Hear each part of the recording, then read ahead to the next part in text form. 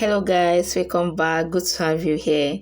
It's no longer news that Meghan and Harry visited Nigeria a few days ago for the purpose to promote Inventors Games and for Meghan to connect to her heritage. She claims to be 43% Nigeria. How cool. She can be 200% Nigeria for all I care. I don't know why people are mad at her for claiming to be 43% Nigeria. There's no big deal. Please give her a break. Here's a clip from Sky News Australia for more insights. Meghan Markle and Prince Harry may no longer be working royals, but their recent trip to Nigeria looked very much like a royal tour of their own. Sky News All-Stars Esther Kraku and Carolyn DeRusso peel back the curtain and reveal what really happened on Meghan and Harry's trip to Nigeria. Meghan Markle and Prince Harry have concluded their highly anticipated tour of Nigeria, but many are still wondering what the purpose of this tour was. Sky News All-Star Kinsey Schofield explains. Now, let's talk about the Nigerian tour that's underway. Harry and Meghan, I don't know if this is a royal tour. They're not working royals. Are they? Well, they're not politicians or pop stars. What exactly are they doing touring Nigeria in the first place, Kinsey? Allegedly, they're courting Nigeria for a future Invictus Games, but it's just all a bunch of PR. Right? I mean, you've seen Meghan's dramatic wardrobe changes throughout it, her insisting that this is her country. Thank you for welcoming me to my country. Sky News All-Star Esther Kraku agrees, saying not all Nigerians were happy with the taxpayer-funded jaunt. You know, we have to remember this was on invitation from the Ministry of Chief of Defense Staff in Nigeria, which is the highest post you can hold in the military. And they were meant to be talking about Invictus Games. And then she goes to give a speech at the school. She hosts a Women in Leadership conference. Harry's talking about mental health. And it's kind of drifting away from the Invictus Games, which is what the trip was actually meant to be about, to kind of this broad, almost presidential PR tour for the Sussexes. And so you did kind of see a split of public opinion. Many Nigerians were thinking, well, this is a bit of a waste of public money. This is not like we're courting a state that can help us with resources. This is kind of like a... What do you expect? Nigerian government and misplaced priorities are like 5 and 6. That's what they're good at. They always create avenue to embezzle and misuse public funds. Royal couple that are there to kind of boost their image. And then you had the other side of the coin, which was, you know, it's great to have them there. They're kind of the Harry and Meghan defense squad, and they're just happy that they've broken off from the royal family and doing their own thing. But again, this is the kind of finesse that lack of finesse, I should say, you would see when someone has kind of torn away from the royal fold and doesn't understand these intricacies of diplomacy. And Sky News host Carolyn DeRusso said Meghan and Harry's tour was cosplaying. It was a royal tour without the royal tour, she said. No doubt it's great to see them out and about and trying to make a positive impact. I have no doubt of their good intentions so far as that is concerned. But like the video said, it looked an awful lot like a royal tour. This also didn't escape the attention of Vogue, or Tatler, or the Daily Telegraph. It's the royal tour which isn't the royal tour, or as entertainment reporter Peter Ford described it, the Audi version of a royal tour. Sad. And this is the point. If you don't want to be a royal, that's totally fine. Go live whatever alternative life is your preference. But go easy on the use of your titles, regal insignia, demanding your children be granted their birthright titles, demanding taxpayer-funded security, and trotting around the planet cosplaying royal tours. If you don't want to be a royal and you don't want the duty and responsibility that goes with it, then please spare us all the performance art. Meghan Markle was slammed relentlessly in the media for claiming she undertook a DNA test that proved she was 43% Nigerian, and then referring to it multiple times throughout the trip. Never in a million years would I understand it as much as I do now. Being here, right? Being here. And what has been echoed so much, really, in the past day by men and women alike is, oh, we weren't surprised when we found out when you were Nigerian. Oh, no. And I say that mostly as a compliment to all of you, because what they define as a Nigerian woman is brave, resilient, courageous, powerful, beautiful. Esther Kraku slammed Meghan Markle for drawing so much attention to her genealogy test. claiming it comes across as shallow. Nigerians are not complaining. We don't mind.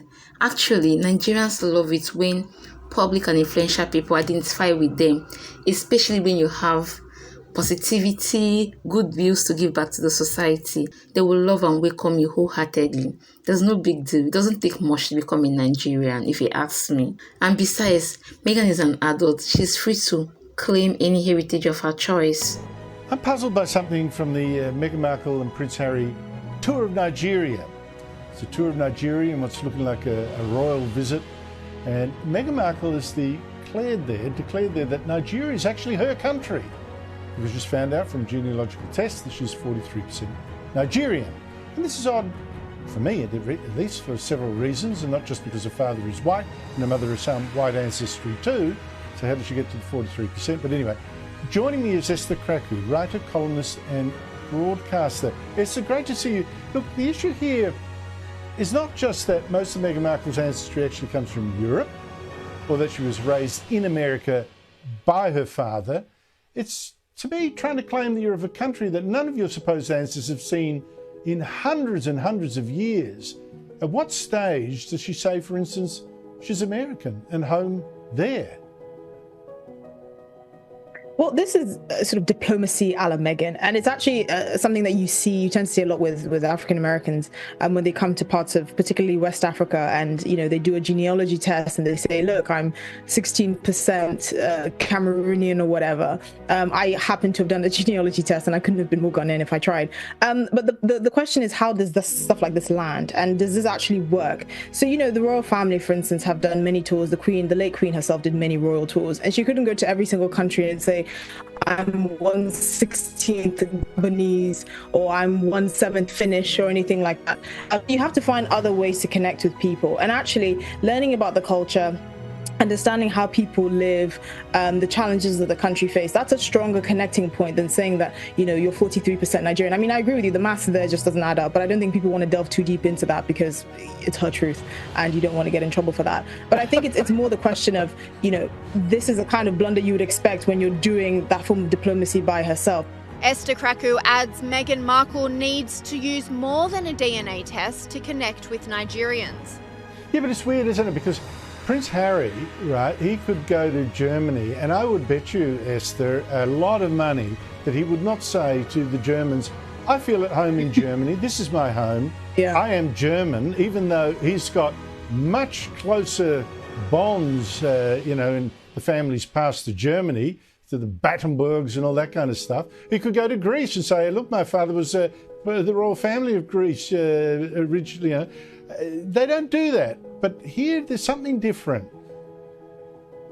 Yeah, here it's more acceptable. And I don't think they realize kind of how stuff like that would land. For them, it's just, it's a fun fact. This is how I connect with you. Look, I grew up in Ghana, and there was no shortage of people like Meghan coming over and saying, look, I'm 1/16th Ghanaian. And we generally used to ask, okay, do you know anything else about Ghana? Do you know how people live? Do you know anything about the languages, the food, anything like that? I think that's a stronger connecting point, actually learning about the people and treating them as full human beings, as opposed to, treating your heritage as some sort of fetish. But again, this is something that I wouldn't hold against her because it's very common and it's kind of like a bit naive. But if you were within the royal family fold, they would know to tell you this is not something that you do. There are stronger connecting points that you can make with people, as opposed to just saying I took a genealogy test and I'm 43% Nigerian. What if the other half of the genealogy test says she's 57% Russian? A Nigerian panel show validated this, with one of the hosts saying she doesn't trust the DNA test. She's going to add to the negative list that we already have in Nigeria. For example, do you say Duchess of, what is it called? Duchess of Sussex, yeah. And she's been branded different names, and then she's going to add to the list of we are known to be terrorists, 419, whatever. And now she's come to join the list of that. Brazilian Meghan, that they call her. She comes in with a diva attitude and all the rest. No, I don't. I'm not proud. You're not proud. But rather, I'm more curious as to why she chose to be a Nigerian. I like her for who she is, but she hasn't added value to Nigeria as a country. I'm more interested in what this DNA thing that they said they did, that she's 43%. I mean, I don't know. I don't trust it unless I am convinced. I was really shocked. I was like, why Nigerian? Out of all states or country, she chose Nigeria. And how far is that true that she is actually is Nigerian? 40 what percent? 43%. 43%. I don't understand. You want to see the proof? Yes, definitely. Okay. Her actions tells me she's not a Nigerian. For example, if a Nigerian girl were lucky enough or whatever, marry into the royal family, I think she would know what to do. I think she would have respected her in-laws because that's the way we were cultured. We have aunties, uncle, we have extended family. She would have respected her extended family. And before a Nigerian woman would have earned the queen's love and respect that she would start cooking jollof rice within the royal families. And I believe the queen would have been eating jollof rice before she passed away. But Sky News digital reporter Riley Sullivan says Harry and Meghan's Nigeria tour could backfire on them because, unlike a royal tour, as a guest of Nigerian government, the couple won't have full control over their image. Harry will depart London and head straight to Nigeria with his wife Meghan Markle for their unofficial tour. Why are some royal experts warning that this trip could actually backfire? I mean, this trip is interesting. It's an unofficial royal tour. They're not there on the behalf of the British government. They're there at the invitation of the Nigerian government. Some people think that this is a bit risky. When you're not there on behalf of say, the British Home Office, you're kind of at the whims of your host. And there is concerns that maybe Harry and Meghan could be, they like to control their image, but this could backfire and they're not going to have control. There was also other reports this week that this is all part of Harry and Meghan's plan and they're actually going to try and use the trip to destabilise Charles in Nigeria. After all, Nigeria is part of the Commonwealth. But this trip has drawn some mixed reactions. Another criticism that we heard was that Harry and Meghan have accepted this invitation and presumably the costs of security and travel will be covered by Nigeria. And some people think, well, Harry and Meghan are multi-millionaires. Yeah. Why are they travelling over to Nigeria and expecting, the Nigerian government to cost it? I mean, unfortunately, this is a country where 2/3 of Nigerians are living on less than a couple dollars a day. I don't know how this trip's going to pan out, to be honest. Yeah, you can really understand the criticism, can't you? Absolutely. I'm still struggling to understand why Nigerian Defence Corps will fund such trip. I thought Meghan and Harry came on their own terms. Unknown to me, it was a funded trip. Why would they fund it when they have a lot on their plates? Veterans are in need of all the financial support they can get. There's hunger in the land. This is very, very disappointing, to be honest, guys. I'm highly, highly disappointed. This is the result you get when the government don't care about the poor masses. Please, I'd like to have your opinion in the comment section. I would like to know what you think of their visit. Was it really necessary? See you on the next one. Please don't forget to hit the subscribe button. Thank you so much for watching. Bye-bye. I'm more interested in what this DNA thing that they said they did, that she's 43%. I mean, I don't know. I don't trust it unless I am convinced. I was really shocked. I was like, why Nigerian? Out of all states or country, she chose Nigeria. And how far is that true that she is actually Nigerian? 40 what percent? 43%. 43%. I don't understand. You want to see the proof? Yes, definitely. Okay. Her actions tells me she's not a Nigerian.